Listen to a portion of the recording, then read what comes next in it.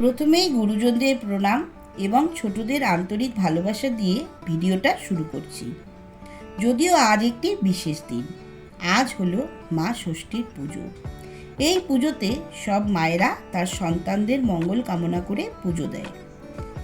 কেউ বাড়িতে, আবার কেউ বা তার নিজের এলাকার মন্দিরে পুজো দিতে যায়। সাধারণত আমরা অন্নপূর্ণা কালীবাড়িতেই যাই পুজো দিতে। আমি খুব সকালেই ঘুম থেকে উঠে প্রথমেই পুজো দিয়ে কালীবাড়ি যাওয়ার জন্য প্রস্তুতি নিলাম।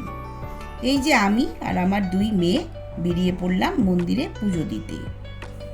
এই যে এখন আমরা মন্দিরের রাস্তায় ঢুকে পড়লাম।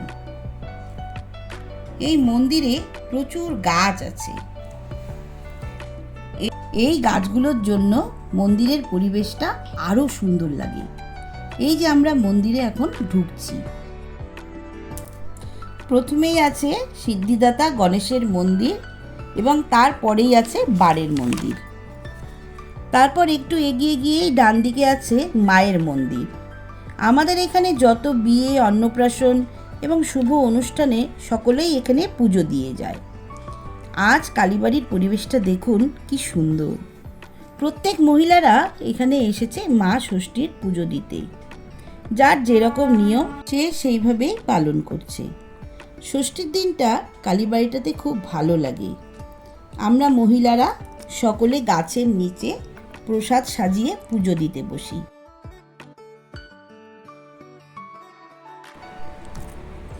আর এই যে দেখুন মানু জেঠু, উনি এখানকার মন্দিরের পুরোহিত, পুজো করছেন।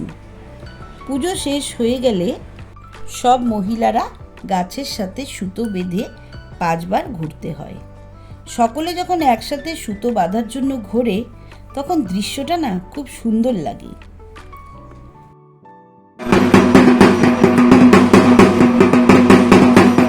এই যে দেখুন কি সুন্দর ঢাক বাজছে।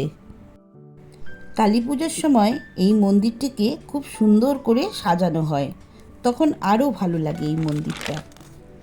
এই মন্দিরে একবার আসলে অনেকক্ষণ থাকতে ইচ্ছে করে, কিন্তু সেটা বললে তো আর হবে না, বাড়িতে এখন যেতে হবে।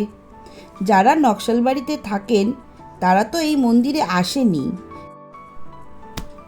কিন্তু যারা নকশালবাড়ির বাইরে থাকেন তারা যদি কখনো এখানে বেড়াতে আসেন তাহলে একবার এসে এই মন্দিরে ঘুরে যাবেন, দেখবেন খুব ভালো লাগবে।